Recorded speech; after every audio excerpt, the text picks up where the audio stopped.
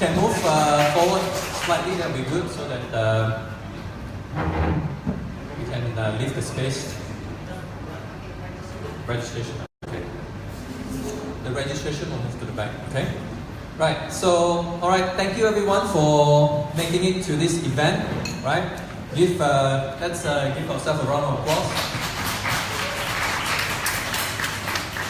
Okay. My name is Robin Nui, and this is Debbie Lee, my wife. And yeah. So first and foremost, thank you all for making the effort to be here, because for all I know, you could be somewhere else, staying at home, watching Astro and hanging out with friends, but you chose to be here. So I can assure you that we're going to have some valuable content to be shared with you tonight. Okay? So first things first, like who are we? Some of you might have seen our videos of this whole mini retirement project. So allow me to introduce myself, or introduce ourselves. So my name is Robin Nui. I'm a mechatronics engineer by trade, but I've never practiced engineering, okay? Because I didn't quite like the engineering working environment, so I changed. I switched to marketing, right? So it's not impossible to switch your industry regardless of where you are.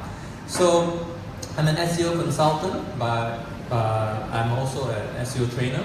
So which means for those of you who aren't aware about SEO, it's search engine optimization. So what that means is every single day when you open up your smartphone, you'll be searching on Google, and the part where I specialize is the one underneath the advertisement. Okay, so it's a very niche skill set to have. I understand that. So, and I'm also a speaker, a trainer. I train corporates as well when it comes to SEO. And I recently republished my Kindle ebook called Your SEO Sucks. Okay, you can check it out. So I'm born and bred in Penang. I'm a Penang man, right? And I migrated to Australia back in 2008. Okay, because my lovely wife, who was my girlfriend back then, was studying there. So we were in a long distance relationship. So I migrated there, and it wasn't easy at first. It was a rough patch, but we made it through. I've been staying in Brisbane for the last 8 years before we embark on our journey. So next on, I'll let my wife introduce herself. Hello everyone, my name is Debbie Lee. My credentials are not as long as Robin's, so excuse me. I'll try my best. So I am a trained engineer, electrical engineer actually, in the construction industry. So I practiced in Brisbane for 8 years. And after my transition from Brisbane, I became a project manager. And I'm now project managing for our SEO agency in Malaysia and Australia as well. Like Robin, I've stayed in Brisbane as well for most of my adult life for 10 years. And up until 2014, I left Brisbane to travel to Europe to do our mini retirement. I quit my job, left everything, and then after we finished our mini retirement, we came back, got married, and we've been staying here for 2 years ever since. So, okay, this is going to be a casual event, so feel free to order your food and drinks. By the way, I want to thank the Bee for having us, right? So give them a round of applause, right? So, okay, let's do a bit of an exercise, right? So, can I get you all to please, I know some of you might be eating, can you please stand up, right? Everyone just stand up, okay? And just quickly turn to your right or to your left, find someone who you haven't met before, right? Just introduce yourself to each other.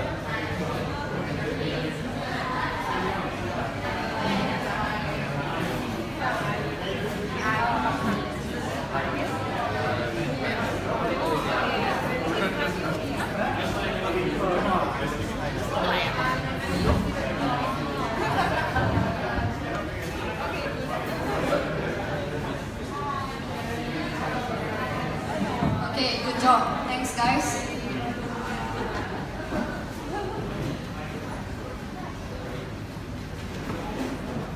Alright, so what is this event about? I know most of you have probably seen our registration Instagram page and our videos to explain roughly what this is about, but allow me to share with you what this is exactly about again in a more elaborate manner. Basically, today is a preview event announced for our main event, which is our mini retirement project launch on the 27th October. At Common Ground in Wisma UOA Damansara. So as part of that launch, we'll be selling tickets, which is 50 ringgit, and that ticket is actually for non-profit, which means it's going to go to our charity event, which is Kechara Soup Kitchen. So the entire proceeds of that ticket sale, of that 50 ringgit that you'll be paying, will be going to our charity organization, Kechara Soup Kitchen Malaysia. So we'll talk a little bit more about who is Kechara Soup Kitchen in the later part of this sharing. For now, I'll pass this on to Robin, who will explain a little bit more about the concept of mini retirement. Okay, so before I get into this mini retirement, let me just get a show of hands. How many of you know about mini retirement? How many know the meaning of mini retirement? Anyone Google? Didn't even Google? Okay. Right. So this mini retirement is a term coined by Timothy Ferriss. In short, Tim Ferriss. He wrote the famous book called The 4-Hour Workweek. Right. So if you haven't checked it out, please feel free to check it out in the bookstore. Now, don't get the wrong idea. 4-hour workweek doesn't mean that after you reading that book, you only need to work 4 hours per week. It's just for you to free up your time. You still have to work. Okay. So there's a lot more to it that he covers in there, but basically we got that idea from him, right? When we first were exposed to this mini retirement. So in short, mini retirement is instead of you deferring the major retirement that we've all been working hard for till the age of 65, why not have a smaller chunk of it while we're young, right now? Okay, have like 2 or 3 months, 1 or 2 months, instead of working hard, saving all your life, and then who knows, what's going to happen when you're age 60 or 65, right? There's a lot of classic examples of, a lot of about to retiree, and they've saved all their life, and then when they're about to go for their retirement or holiday, something happened, right? So the main difference with mini retirement and the usual holiday, which I like to call it the binge holiday. The reason why I call it the binge holiday is because the typical the holiday schedule is like you go to I don't know, Europe or wherever, whichever country they go to, 2 weeks or 3 weeks, you sign up for a tour. What happens? You go to Europe for 2 weeks, you'll be visiting Paris for like what, 12 hours? Then the next 6 hours you'll be in what, Rome, Italy. You're playing the touch and go, right? So it's like, been there, done that, right? So you take all the pictures, never really get the chance to experience the local culture, right?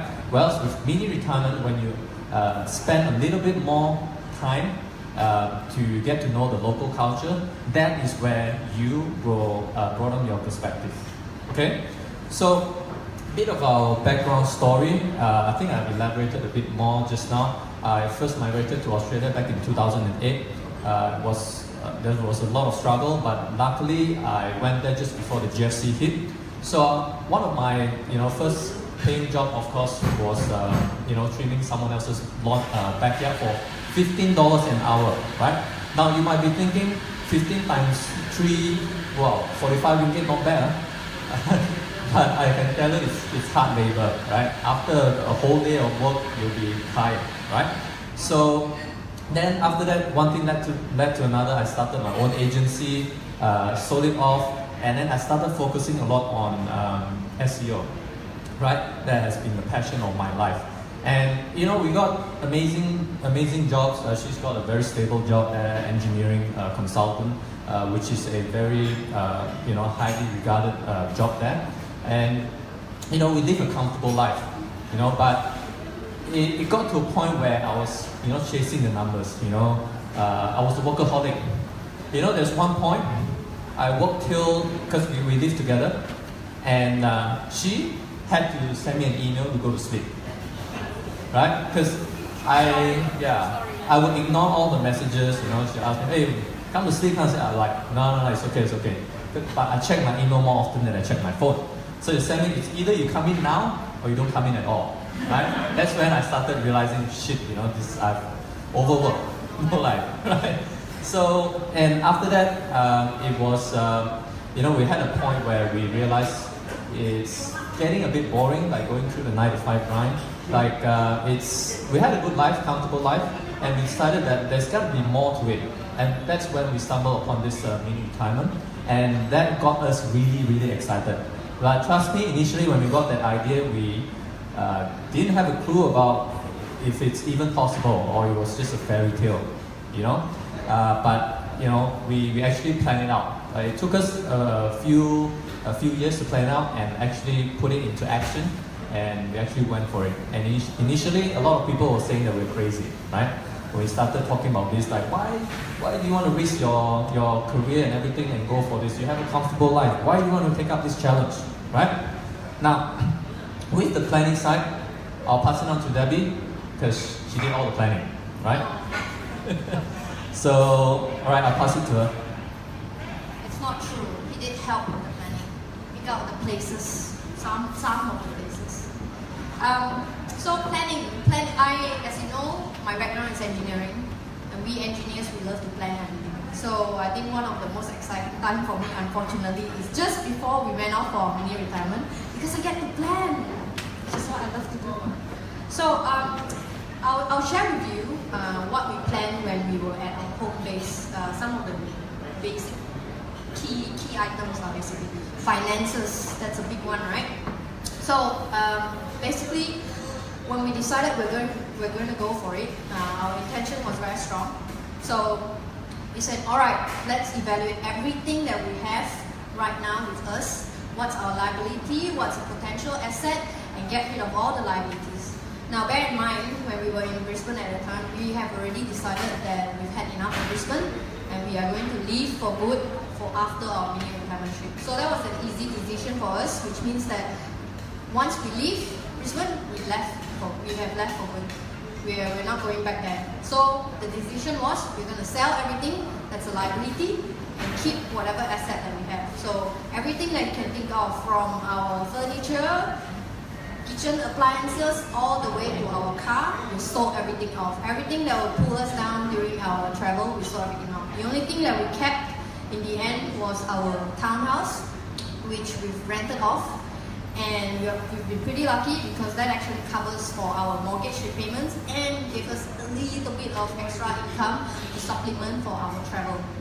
So the point for finances is I cannot really advise you one-on-one because I'm not a financial planner. But the key thing that you got to know is what is the monthly expenses that you're going to incur when you're at that destination or when you're traveling. So you got to work that out. And then once you work out the figure, I'll say plan out your income source when you're traveling, whether it's savings or income or passive income, whatever, that will cover for that expenses. Once you cover your expenses, you can go basically anywhere you want. Next point we had to plan before we left is places, our destination, where we want to go. For us, I suppose that's an easy decision because our passion has always been Europe. So we decided, okay, we're going to do this big. So we decided we're going to go Europe. I don't know for how long at the time, I just know that for the first few months it's going to be in Europe. So we chose the cheapest place that we could go, which is Central and Eastern Europe area. But we started our first destination in Berlin for visa-related reason. And then all we had was we had our first destination, a ticket booked to the first destination in Berlin, one or two accommodations booked, and 3 cities to go after that, and that's it. And no idea for how long, no idea what to do next, but that's the amount of planning we've allocated for our itinerary. So that's traveling. That's the major difference between traveling and holidaying. You plan as you go, basically. And then the third item that we had to decide before we left home is the timeline. How long we want to go and which season we want to go. So as you know, there's 4 seasons in Europe. We got to decide, when exactly we want to go. For us, we wanted to see Christmas in Europe. We wanted to see all the Christmas markets and the Christmas lights and everything. So we decided, okay, we're going to take off in end of November. And so that's what we did. So we didn't really have a concrete plan as to how long we're going to stay, because again, that depends on our income and how long we can supplement that at that time with our passive income and our savings a little bit. So we estimated about, maybe 3 months at first, and then we'll play by ear as we go along. So once we've decided on that, we book our tickets, and then we flew off. So when we are abroad, when we're on the road,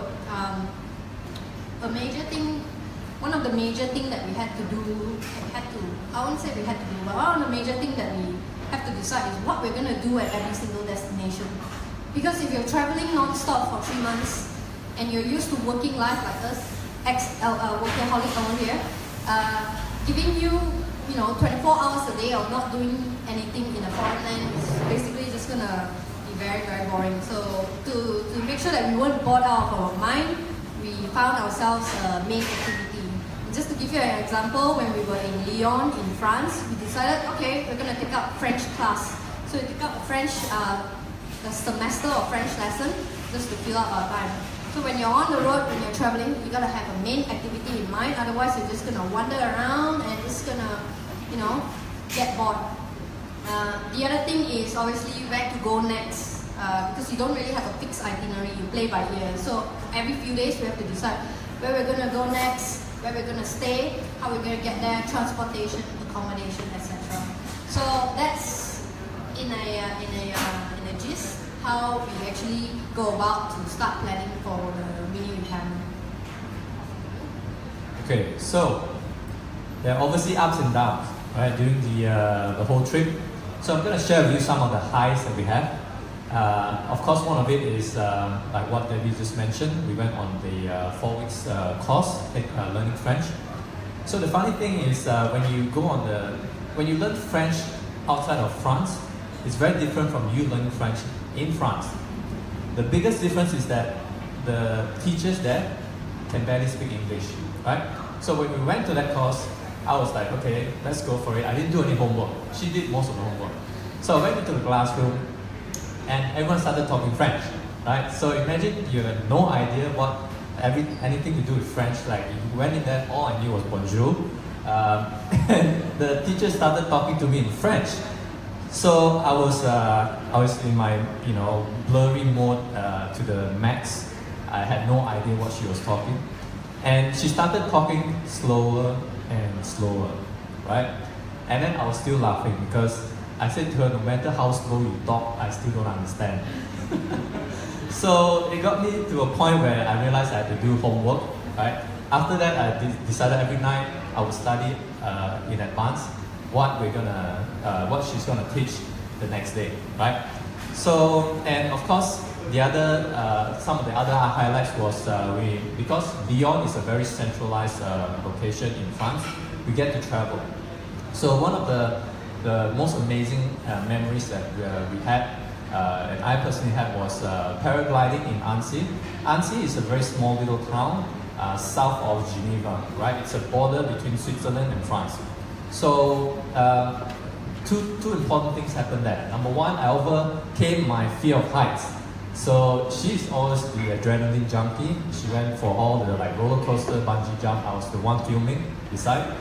But now at that point, I actually went for it, and it was one of the scariest moments when I actually hooked on the tandem, like the instructor, and that's when I realized I had no control. The wind just took us. And it was one of the most amazing experience where it brings me to the second point.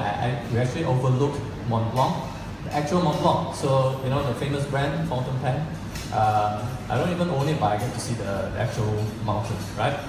So and of course we had some skiing experience in Cortina, which is the Alps bordering Vienna as well. I think we were the minority there. Okay. First time experiencing skiing, it's fun, a bit dangerous. And then of course not forgetting the Christmas markets, which is one of our main agenda when we travel around Europe. We visited a lot of the Christmas markets. So each cities, by the way, we went to 12 different countries and 45 different cities in 9 months. So you can imagine the number of cities that we went through, like in terms of Christmas. There's a lot of them, okay? So we get to meet new people and friends, learn new cultures, but most importantly, seeing from new perspective in people and also in business, which has broadened my perspective in that sense, right? So I'll let Debbie share some of the lows, of course, with you. I've been traveling for 9 months. Of course, there are going to be lows. It's not honeymoon the entire 9 months. So what happened? I got robbed when I was in Florence, Italy. Yes, one of the most beautiful city in Italy. I got robbed. Actually, I didn't get robbed. I got pickpocketed without my knowledge.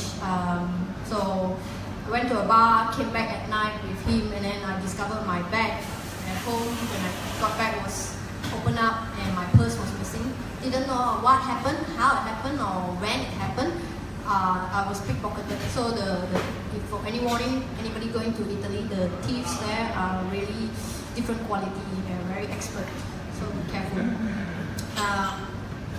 9 months, so we fell sick along the way, like really sick. We were sick in Rome, fell sick in Rome for like a week. I mean, imagine this, being sick at home is miserable enough, but being sick in a foreign land where you don't speak the language, where they don't know what medicine you want, and you don't get to drink your mom's favorite home cooked soup, it's horrible. So those are some of the things that made me really want to, turn back time and go back home to Malaysia. And of course, getting lost all the time. You're in a foreign land, things don't always go as planned. Got lost all the time, waste money, but that's part and parcel of traveling. And any couples here? Raise your hand. Couples? Partners? Okay. Then you understand this. You guys are working, right? So imagine if you're not working and you're stuck with a partner 24 hours a day, 7 days a week. Not just for a week, for 9 months. What's going to happen? Argue, right? That's what happened to us a lot of times. 9 months together. I see him, he see me, 24 hours, 7 days a week for freaking 9 months. Excuse my language. So arguments are bound to happen. It's not it's not all honeymoon the entire 9 months. You're gonna argue, and we argue a lot.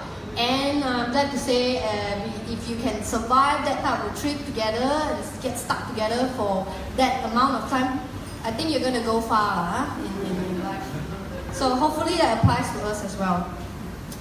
And one of the more upsetting things, I suppose, when we travel long term is missing out on events that happen at home, meaningful events. We missed out on my best friend's wedding.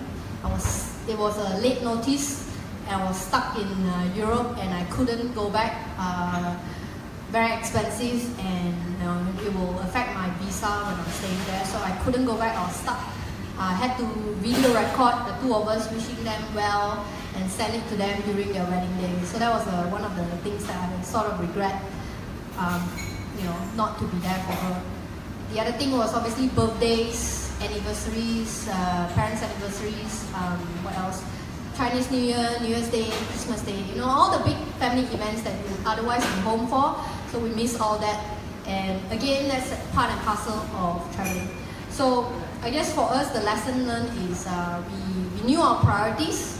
We knew that this is something that we're doing for us, our passion, and we know that we're not going to be able to do this ever again. So we stuck to our guns and we said, no, we're going to continue our journey because we're going to have plenty of time to spend with family later on, plenty of time to work, plenty of time to catch up with friends and yamcha and whatever. So we said, these 9 months is for us, and we kept on it, and we continue our journey on despite all this temptation to come back.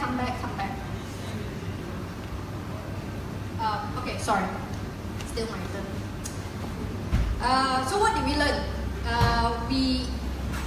We got lost a lot. So as part of that, we embraced the idea of getting lost.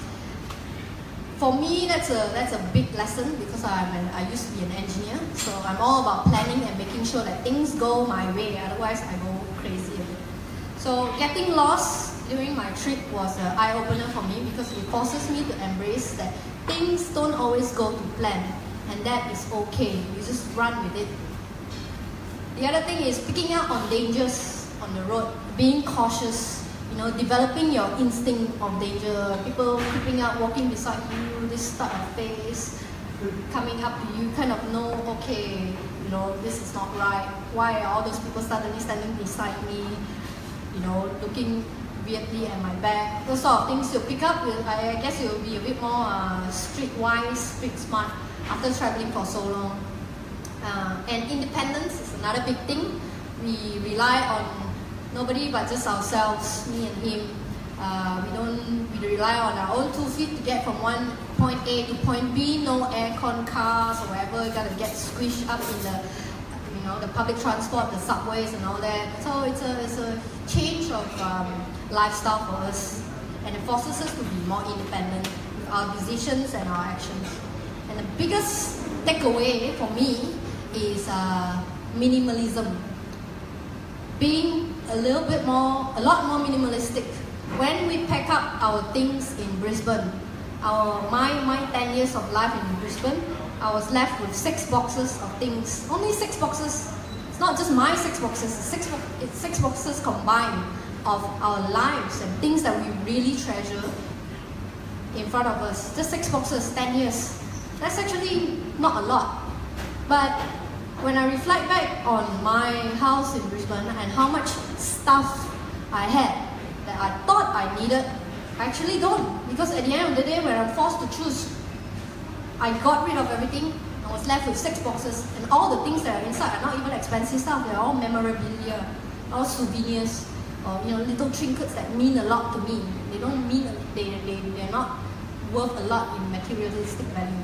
So that's what I learned. In life, it's not about materials. It's about experiences, and it's about chasing for your passion. So minimalism is something that I would like to think I practice up to today, and it's one of the big takeaways for me after my travels in Europe. Now I'll pass it on to Robin to talk more about the possibilities of working while traveling. Okay, so before we embark on this, one of the biggest concerns I had, coming from a workaholic perspective, is, when we go travel, despite working so hard, we still feel guilty, right? So the thing that I got to that is, when in the Asian culture, like it's in our DNA, like we have to work hard. Like it's been passed down from generations after generations. We have to work hard, save for the rainy days, save for the next generation.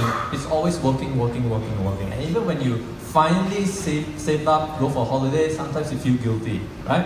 So, and I was fortunate enough to experience the culture in Australia, living there for 8 years. I noticed something very different there, and I'm sure some of you can relate to that. The Western culture operates very differently. By the time they're 18 years old, the parents no longer take care of them, they are on their own, right? A lot of them will take on a gap year, which means like they don't start on work, they graduated, they don't start on any work or whatsoever, they backpack from all over the world.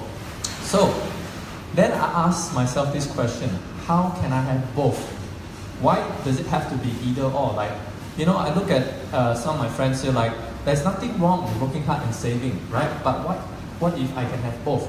And that when I stumble upon this mini retirement, that just aligns with everything that I was looking for. So if you ask, do you need to have like some of you might be saying, oh, Robin has got an online business, he does all this. Do you really need to have an online business to go on this mini retirement?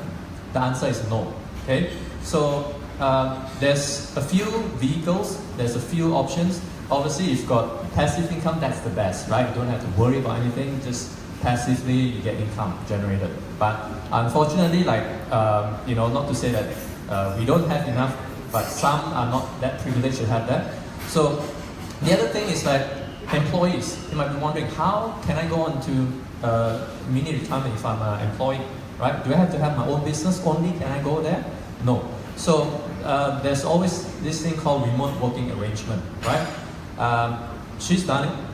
Even when she was working as an engineer, she was working remotely in Ho Chi Minh. company sent her there, and for 3 months she worked there. She gets to travel to Ho Chi Minh. So there's a lot of ways, there's a lot of possibilities. You gotta be resourceful in that. Don't ever think that just because you might think that this is not possible because your boss is so strict. There's a lot of ways you can test it out, right? What if when you are not in the office, your productivity is twice as good as better than when you are in the office? Because at the end of the day, I'm sure your boss most concerned about is your productivity and you hitting the KPI. What if you can achieve that and more, even if you're not in the office? You know what I mean? So, and of course, there's a good old savings route you can go to. Like if you want to save up and not wanting to worry about any of the financial burden, you can save all that up and just go once off, right? And of course, you gotta squeeze the max out of your dollars and cents. Okay, so at the end of the day, you don't need to have a big lump sum of savings, if you ask me. In fact, one thing we realized that some of the countries in Europe is a lot cheaper. It's actually a lot cheaper than living in Australia, or probably sometimes living in KL here, right? Some of the cities there. Because when you're traveling for a long period of time, you don't actually go out and eat fancy restaurants every single day. So don't ever, because I understand that I used to think that if, okay, we go for 2 weeks holiday, it's going to cost us 10,000, say for example. Then what if we go for 3 months? That means we got times what? Wow, 10 times 3 times 9. No, it's not that way, because when you travel for 3 months, sometimes you'll be cooking at home. She cooks at home when we're in France or Italy. So we live like ordinary life, like as though you're not on holiday. So that's how, that's the reason why I mentioned you don't need a big lump sum, right? And the whole idea is taking that risk, breaking the routine, so that it challenges you to see outside of what you normally see. Take some time off to do something that you're really passionate about, to explore your hobbies, and meet up with different people. You get to experience the local cultures.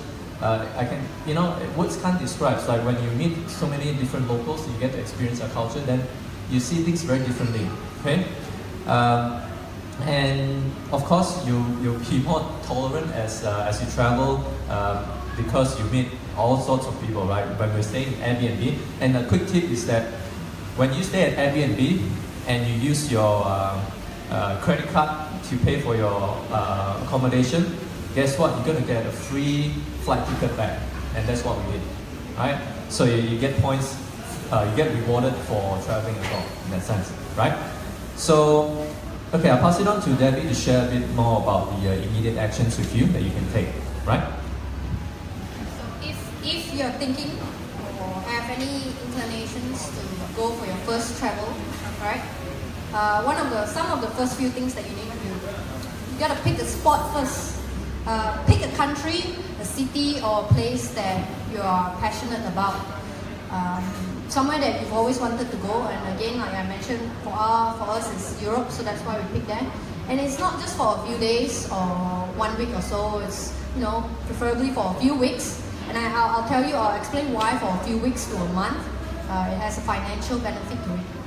You gotta research on your average living costs, and once you know the number for that average living costs for that particular city, and you work backwards and you plan your finances to cover the living costs. So as I mentioned previously, once you can cover your living costs, it can basically last you for as long as you want.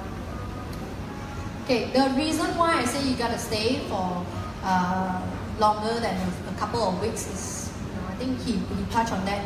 You get to stretch your dollar when you stay in a longer place. The rent and everything is cheaper. It's cheaper to rent a month here in KL than it is for us to rent a weekend here in KL. It's same supply to the other countries as well. So you get to stretch your dollar, and it's cheaper for rent and food as well, because you like what he mentioned. He stole some of my topic. You don't always go out to eat. You cook at home. Just like when you're at home, you don't always go out and eat. You only go out and eat like what? During the weekends or the off weekends, if you happen to cook up. So that's one of it. And the other tip that I want to share with you is this word called couch surfing. Who's heard of couch surfing? Yes, other than Michael. Michael's not here. But couch surfing is basically a platform for travelers online that it's like Airbnb lah, but instead of you having to pay for your accommodation, it is free. You get to stay at people's places for free. So I think almost every main city in the world, there's a couch surfing group. So what it does is it connects you with the hosts who are on couch surfing that can host you to stay at their place, whether on their couch, on the second room or whatever, for free.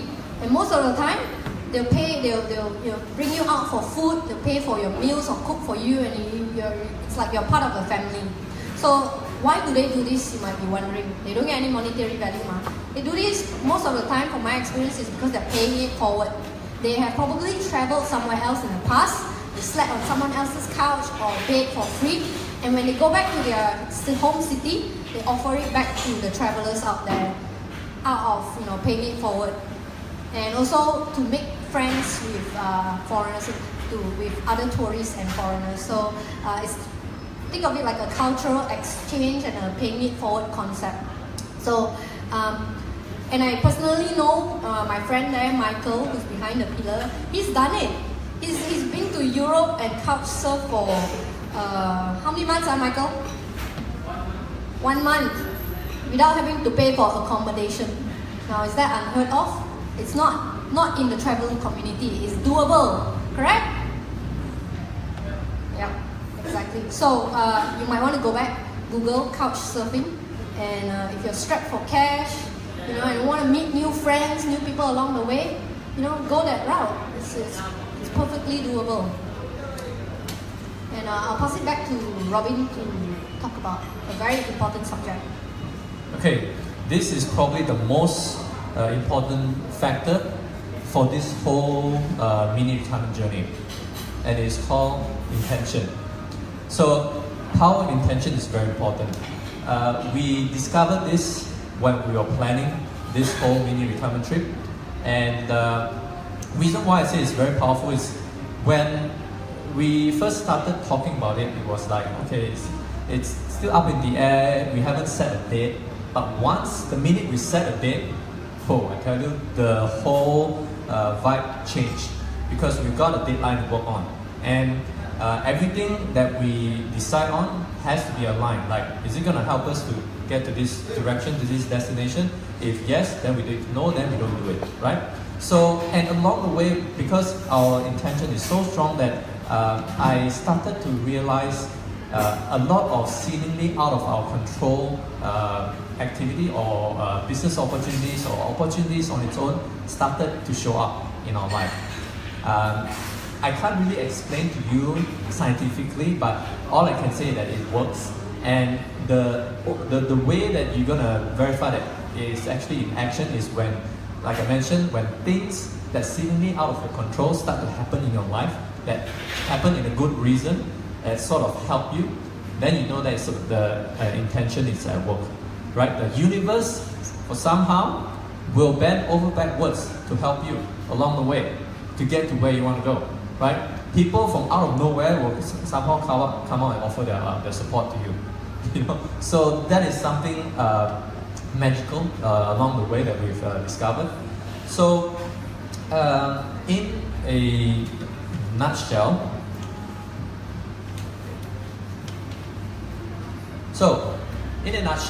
I'd like to challenge you to take your first mini retirement, right? If not for the reasons that we just mentioned above, then at least live a tale that is worth telling your kids or grandkids. Like, we have so many stories to tell that up until this very day we haven't finished telling them, right? So, feed your soul, do things that make us happy, make you happy, and have a balance in life. Don't just chase numbers. We've experienced this before, so it doesn't work. I thought money is the answer to everything, right? And with that, I'll pass it over to my fellow good friends, Ashley and Paul, to share more about the importance of work-life balance. So we have Paul, who's Ashley's partner. Born and bred in Penang, a fellow Penang. His started out as an ordinary engineer and only to rise up to become one of the top young businessmen in the Malaysian solar industry. And also recently nominated for the prestigious Ernst & Young Award for Entrepreneur of the Year. It's a big thing, huh? At the age of 27, he started his current business, Solar Plus, which is now the leading business. Plus Solar, oh, sorry, my bad. Plus Solar, which is now the leading business in the solar industry, having to commission 13% of the solar system in Malaysia. His principle in business and life is to lead with a strong integrity. And then we have Ashley Lam. Another fellow Penang like born in Penang but now calls KL the second home. Ashley is the former general manager in Yummy House, selling wild honey in various retail outlets in nationwide Malaysia. She has been running her retail empire for the last 11 years and also recently voted one of the top 100 young entrepreneurs in Malaysia. So a round of applause. Today, Paul and Ashley is here to share how they manage to run their businesses and their multiple chains of business across Malaysia and still have time for their personal life, for their passion and spirituality. I've known Ashley, I first known her 10 years ago. Robin has known her for 20 years since primary school. She's a good friend of ours, so please give a warm round of applause to Paul and Ashley.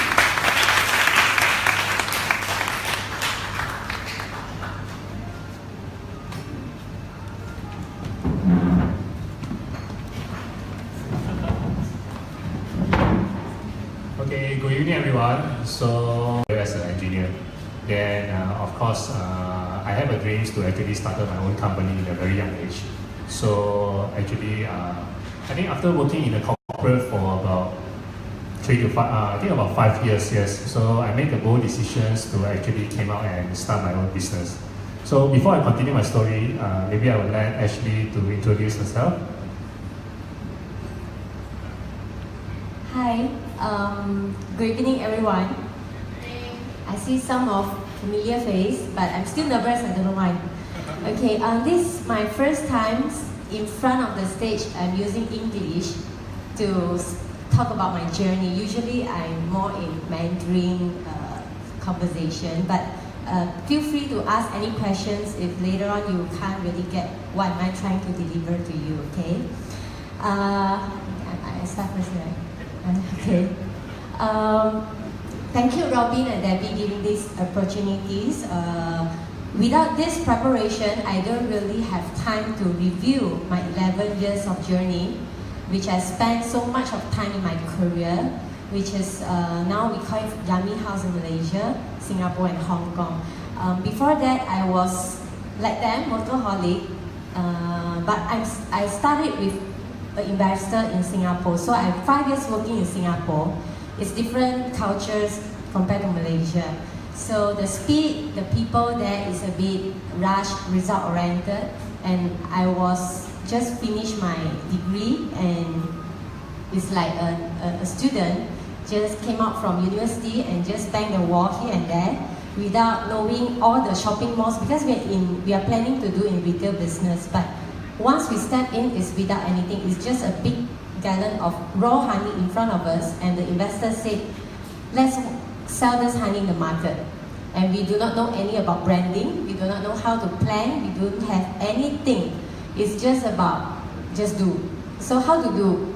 So I still remember the first store is like the Pasar Malam nowadays you saw in the SS2. So because we don't have much budget and we don't know how to do it, get fundraising, all this we do not know how to do it. And packaging as well, we do not know how to do it. So just do it like a normal movable cart in a mall, in a shopping mall, and it's in a digital mall. I do not know why I'm selling honey in the digital mall. It's like the Lau Yat nowadays. Lau Yat is selling digital, and suddenly got a small cart selling honey.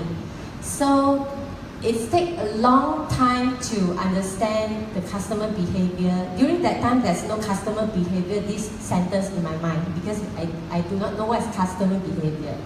So I just keep explaining how good is the honey, And then we learn about approaching customer, eye-catching attention, because nobody want to look at us, they just want to buy computers and pen drive.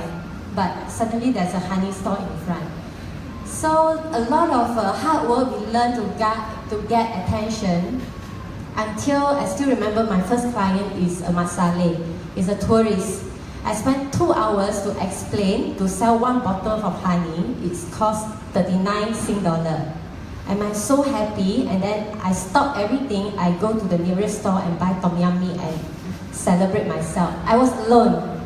So this is a very good experience for me to learn about never giving up, to do something that you really want to do. And I can honestly tell you, at that time, I don't have passion on honey at all. I do not know what is honey. It's just because I want to achieve something that it's in front of us, there's an opportunity, then you just put 100% effort to do it.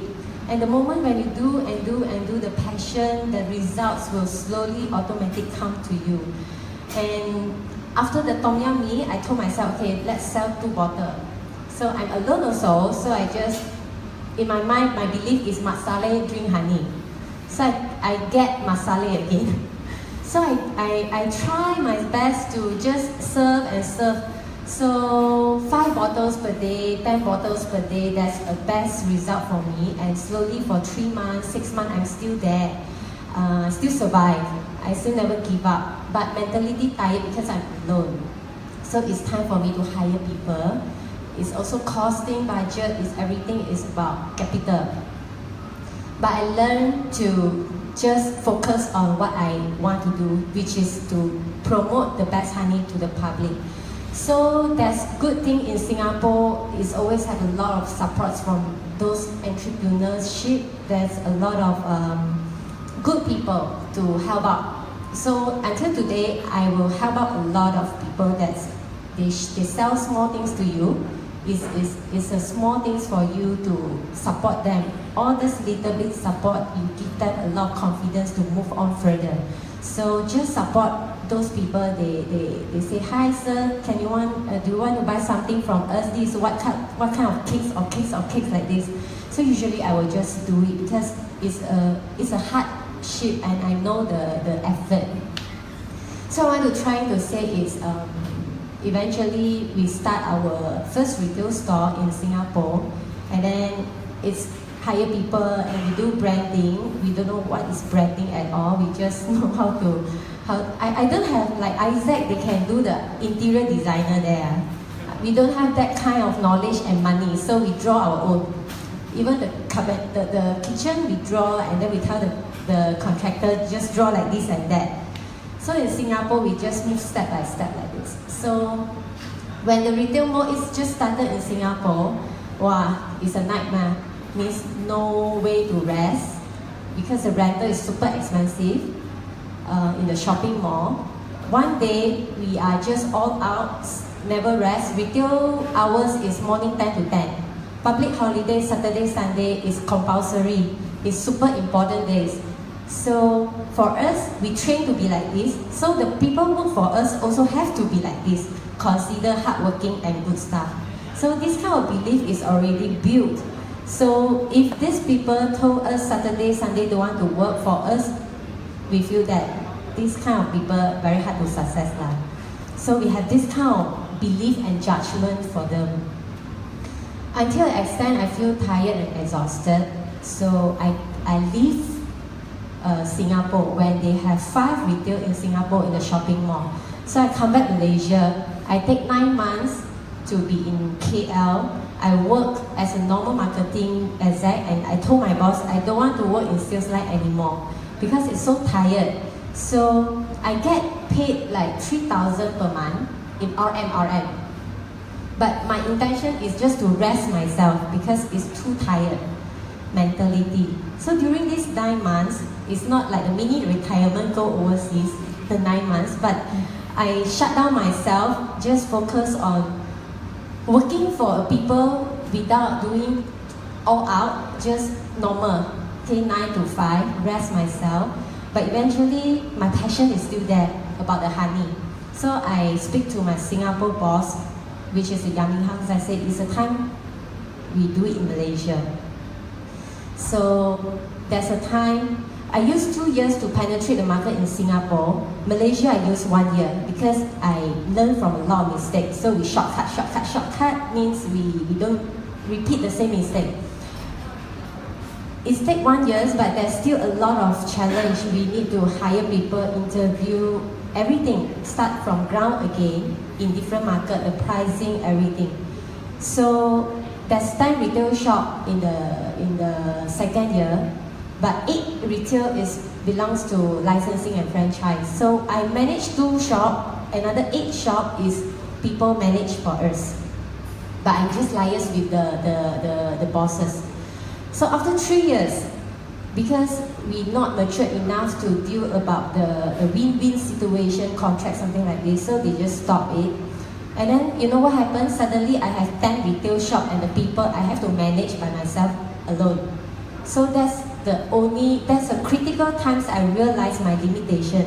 Because all the while I work alone and I always believe that because of the successful, a little bit of success story, it's create me an arrogant character.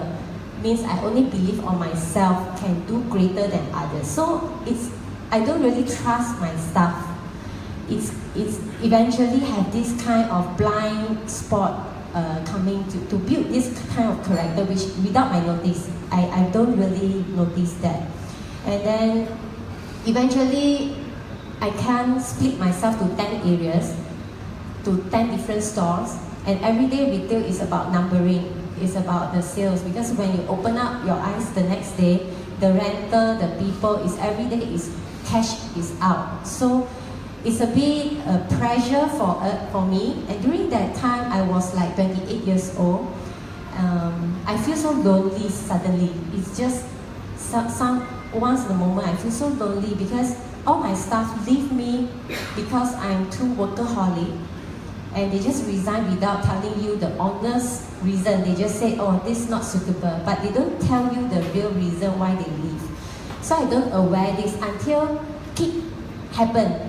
The things keep happen. People come in and out, in and out, in and out. So it's the things that I slowly realize there's something wrong on me. Then I look left and right, all the successful retail people, they can manage 100 retail store, but they are same like me. They have 2 eyes, they have ears, they use internet, they live in Malaysia.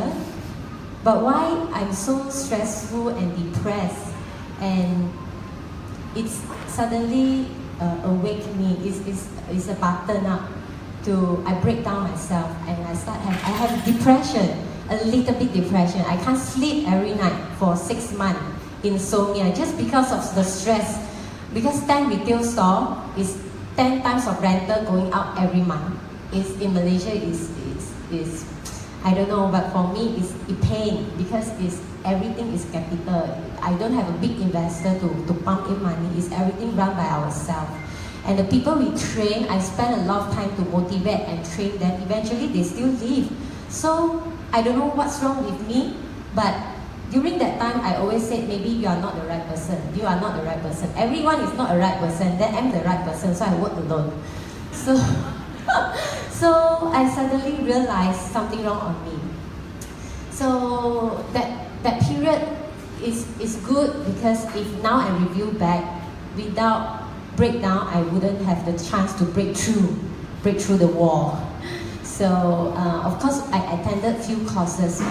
My boyfriend brought me to some of the training. One of them, I think most of us went through before, is called Legacy Milestone Training. Well, it's discover who am I and open up myself to realize the belief, all belief is everywhere, is blockage because of the childhood, is bad experience happened before. So, and nowadays, okay, I talked to Robbins. Robbins talked about the mini retirement. I'm so excited because I understand if you overload yourself without managing well to balance up your life, eventually you will have this kind of experience. But it's okay, as I told you, life, this is called life. If you have this kind of experience, it's okay because it's a time for you to break through and look for a ways. So it's possible to have win-win situation, which is you want to have work all out, 100% on work, and also you can 100% enjoy your life. It's about how you live in present on every single moment when you deal with everybody. So, okay, I prepared a lot of script, but I don't know why I didn't on it. And I want to pass it to him because he's an engineer. Later on, he will share a little bit. After he shares his experience, he will share a little bit of a very important mechanism, how to balance up our life in 10 areas. Okay, life have 10 areas, have to be balanced up. Then we can feel the fullness. So later on, he will have some mechanism with you all, and stay tuned with us on 27th of October. There will be more on detail on that mechanism. Guys, that's my sharing. Later on, if you have question, only you ask me. Okay. Now, of course, to actually hearing her story of how she actually started her business until now. So I'll keep my story short.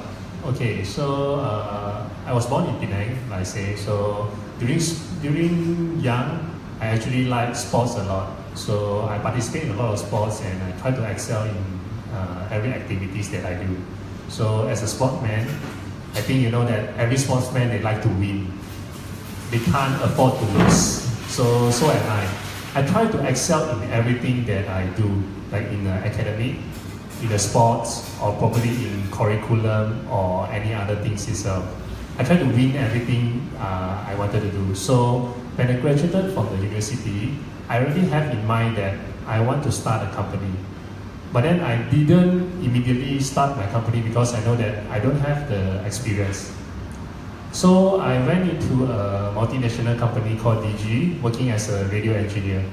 So I tell myself that I'm going to spend 3 or 5 years over here, learn everything, and I'm going to go out and start my own company. So in DG, during my time in DG, I almost spent every of the moment about work only. That means I work day and night, I work Saturday, Sunday, even public holiday, I also work. So let's say like festival like Chinese New Year, I will probably take 1 or 2 days leave. The third days I will just go back to the work. I thought that that is actually the life of success. So I thought that work is actually everything for me. So I started working because I felt that I have achieved something. So I keep on working, keep on learning, and at the same time, I felt that I need to learn more. So I even go and take a professional cert in CFA. I spent 4 years actually to complete my CFA of 3 level. If any people who you all know about finance, actually it's one of the toughest professional paper, and I don't have any finance background. But I tell myself that if I want to do it, I will want to do it. So I completed it at 4 years. So after working in corporate lines for 5 years, I came out and started my own company. I saw the opportunity in renewable energy. So I find 2 of my friends. We sit down, we talk together, and we felt that, okay, now is the right timing to start our own business. So we co-found this company back in 2011. We started with 4 people. Until today, we actually have 60 people. So from nothing, we built a lot of things, a lot of power plants and in Malaysia. So in terms of solar, we probably are one of the largest solar engineering company in Malaysia. So of course, when you start as an entrepreneur, everything is very exciting because you have a lot of new challenges. Unlike a corporate, you don't have resources in place. You have to find the resources out. You have to go and find for talents. You have to find for business. You have to convince the client that you are able to do. But imagine and see, we are doing engineering projects. When a young guy, like probably at the age of 27 or 28, you can tell to a corporate, say, hey, I can build a solar system for you. You can generate this electricity. They don't trust you because you don't have any track records. But of course, as a sportman, I don't believe that I couldn't win. I will want to win every game. That's why I try very hard to secure our first client. Then I spread my visions, my enthusiasm, my passion into the friends with me. Actually, my I would say my founding team at the very early stage, most are my friends who actually trust on my vision, trust on the things that I wanted to do. So again, at the same time, because these are my own business, I put more effort and time in this company itself. But one thing is, without realizing, actually I sacrificed a lot of things. I thought that I'm able to handle all the stress, all the pressure, but in nature I don't. My health started to deteriorate, meaning to say that I have very severe back pain. Whenever I cough or I flu, it takes about 100 days to actually recover. Then I started to have depression without noticing. I have fear inside my heart, meaning to say that if the next day I don't do anything, I will feel guilty. I will have the fear inside my heart. So it's very tiring, and I started to lose passion in the things that I do. So I thought that, okay, it's time for me to take a break. So I actually went for a vacation. I think my very first overseas vacation to France. That's the time, actually in Lyon and also in Nice. Then I went to Holland. But one thing is, when I went to that vacation, I actually didn't enjoy at all. My body are in France and in Holland, but then actually my soul and my mind are actually in Malaysia. So I still remember I subscribed for a tour. Actually, it's a cycling tour in Holland, 4-day cycling. That means each day I will cycle about 80 km. Even though I'm cycling, I'm supposed to actually enjoy the surrounding. But what I do is actually I cycle and I texting, WhatsApping, solving all the issues that I left over here. So it seems like I don't trust my people. I didn't empower them. I felt that I need to involve in it to actually help them to solve the issue. So after I came back from the vacation, I thought it's a recharging trip, but actually no. When I came back, I felt more tired because things haven't been done. The task getting piling up, more issue when I'm not here because I don't have the empowerment previously. That's why a lot of authorities and decisions, they are waiting for me to come back. So I have this entrepreneur dilemma. I think if you all read some of the articles, you all will see that Mark Zuckerberg siblings, they once says that this dilemma actually happened to all entrepreneurs. Among these 5 things, you can actually choose 3 only. Either you want to maintain your friendship, you want to build a great company, you want to spend time with your family, you want to get fit, you want to get healthy, or you want to sleep. So I look back at my own life. I lose out my friendship because every time my friend asks for any gathering or celebration, I will just say, hey, I don't have time, I'm sorry. I need to rush this thing, I need to solve these things. Family-wise, I didn't put effort in my family. I probably go back home twice a year. Even Chinese New Year, there's 1 year Chinese New Year, I actually stay back here for work to actually close one of the project. Then I didn't have enough sleep. I always skip my meal. So probably I don't eat lunch, I don't eat breakfast. Yeah, I just combine everything in my dinner.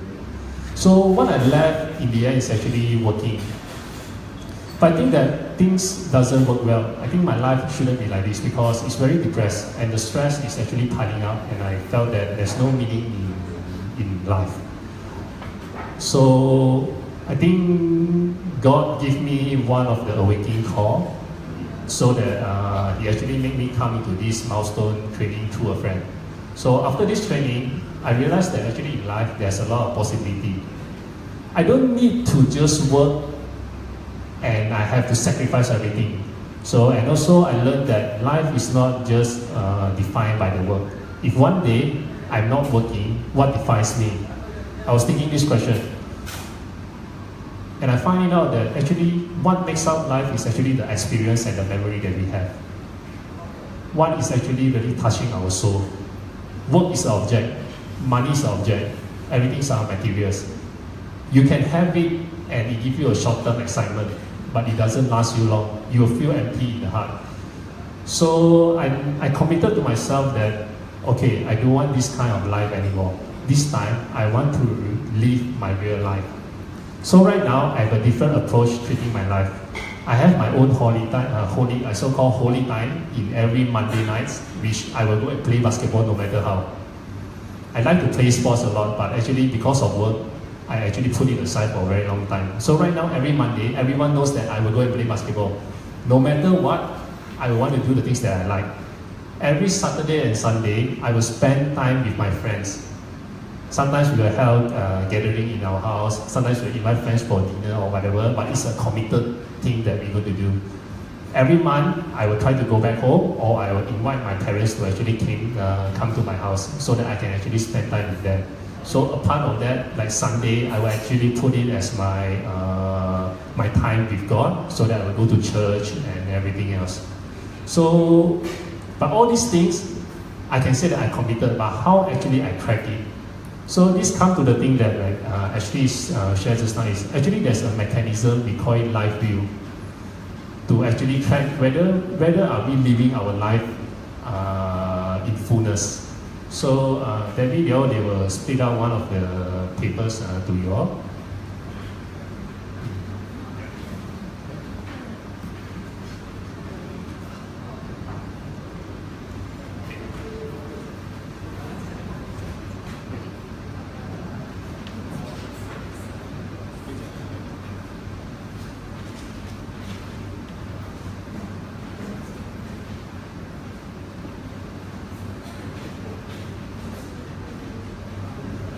Some people look at the chart and just, means something I didn't take notice on that, right?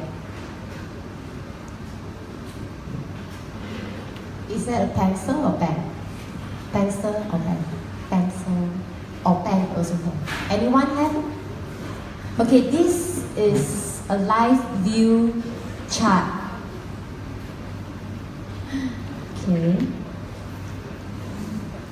There's 10 areas in our life. Okay, the purpose. What's the purpose? First one is the purpose.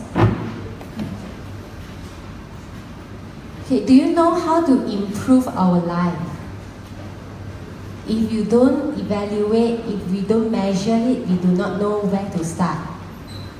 It's like the weighting machine. When you weigh yourself is 49 kg, you know tomorrow I got to eat less because I want to go for 45 kg. You have the measurement. But what if life is also have a measurement for you to review? So you know where to put extra effort, and where you put too much effort, you know how to review it. So we will only share a little bit on this thing, but on 27th of October, we will do it in full. Means it's actually a practice in time management. We pay a lot of money to learn this for these courses, but this is a charity contribution, so we don't mind to share with you. And this, every people is actually practicing this. I don't know whether your friends know about it or not, but it still depends on you whether you want to practice it every week. But I leave it to Mr. Paul because he's an engineer, so numbering, measuring for him works very well for him. Yeah, as an engineer, I like numbers, so everything needs to be measured. If you cannot measure, means you are talking talk. Okay, so look at this John 10:10 live view, right? Okay, you can see that this is imagine these things are actually a wheel. So in order a wheel to actually move smooth and fast, what do you think that the wheel need to be? Yes, you're right. It needs to be in the circle. So right now, probably you can spend a little bit of 2 to 3 minutes looking at it. In each area, what would you rate yourself at this moment? For example, in health and fitness, 1 to 10, what would you rate about it? Yeah, you all can cross in each of the so-called ratings from 1 to 10. So after you fill out every of this area, you connect the dots that you already put it in.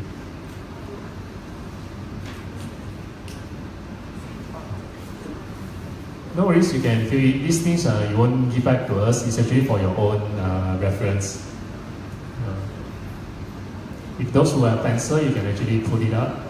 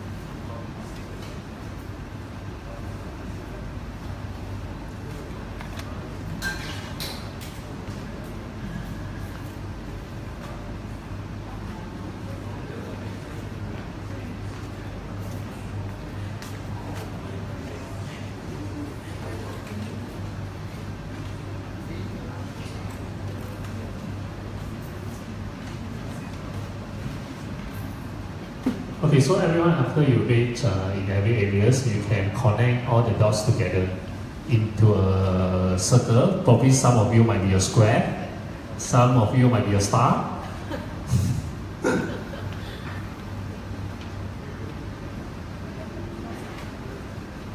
Oh yeah, one thing,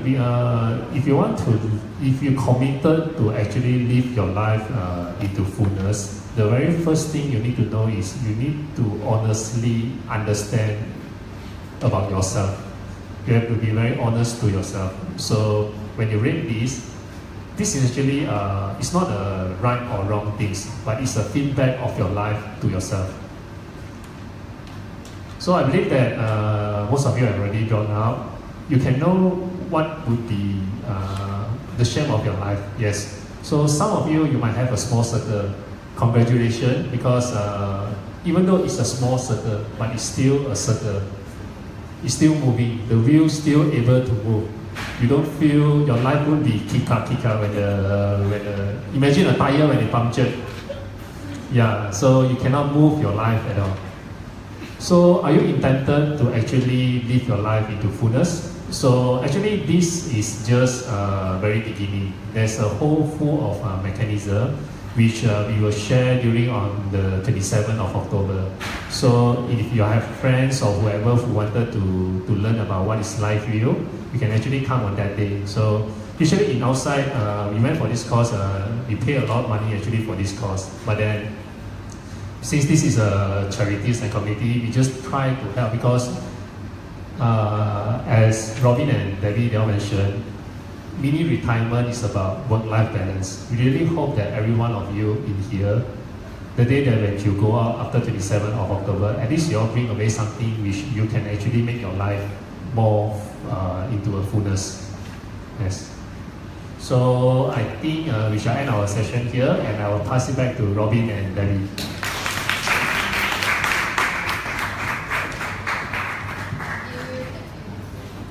Thank you, Ashley and Paul, for sharing your insights on work-life balance. So allow us to share with you more about the charity organization that we're raising funds for. Okay. So the main purpose, one of the main purpose for our event on the 27th of October is to launch the mini retirement project. As part of that launch, we want to do something, we want to contribute to our charity organization, which is Kechara Soup Kitchen. So we are regular volunteers in Kechara Soup Kitchen for the Penang branch, because we're from Penang. But we're still part of the KSK in Malaysia.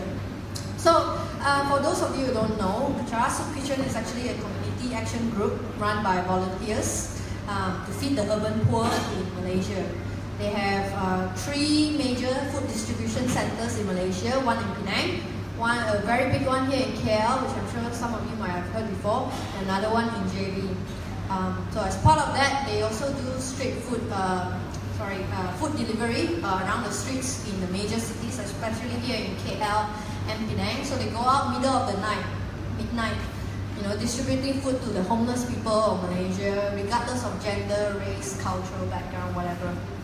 As part of that, they also provide medical aids as well to homeless people, people who cannot afford medical care. We have volunteer doctors, nurses doing the rounds middle of the night or during the afternoon to care for the homeless people in our country. They rely solely on donations and fundraising to keep them going. They don't usually, when I spoke to the center director, usually what they receive is goods. So boxes of cereals, boxes of rice, and dry goods that people usually donate to those centers, and that's good. Nothing wrong about that. But what they lack is monetary funding. They don't have money to build a kitchen or whatever so that they can cook in-house instead of spending money to get people to cook and distribute to people. So they lack those sort of monetary funds. And when we heard that, we thought, okay, we're going to launch our campaign, we're going to launch our event on the 27th October. Why not, do it for a good cause as well?